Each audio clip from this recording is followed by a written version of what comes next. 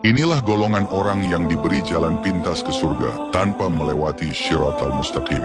Menyeberangi Shiratal Mustaqim sangat menakutkan. Jika lolos, kita akan sampai ke surga. Namun jika terpeleset, kita akan jatuh ke dalam neraka. Tapi tahukah kamu, ada golongan manusia yang diberi jalan pintas menuju surga tanpa melewati jembatan tersebut?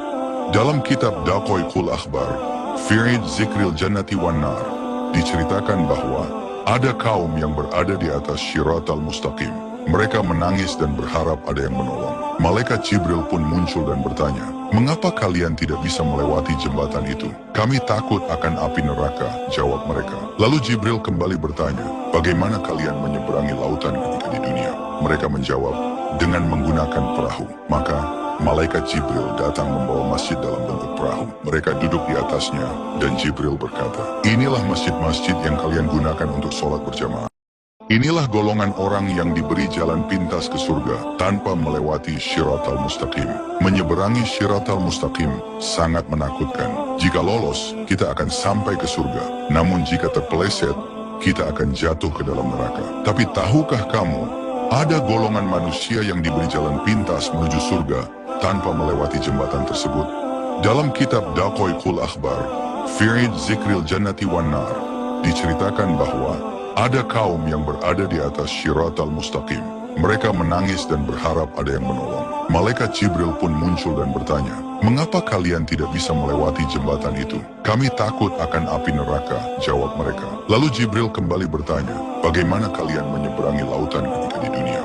Mereka menjawab, "Dengan menggunakan perahu." Maka Malaikat Jibril datang membawa masjid dalam bentuk perahu. Mereka duduk di atasnya, dan Jibril berkata, "Inilah masjid-masjid yang kalian gunakan untuk sholat berjamaah."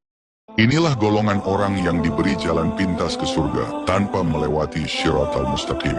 Menyeberangi Shiratal Mustaqim sangat menakutkan. Jika lolos, kita akan sampai ke surga. Namun jika terpeleset, kita akan jatuh ke dalam neraka. Tapi tahukah kamu, ada golongan manusia yang diberi jalan pintas menuju surga tanpa melewati jembatan tersebut?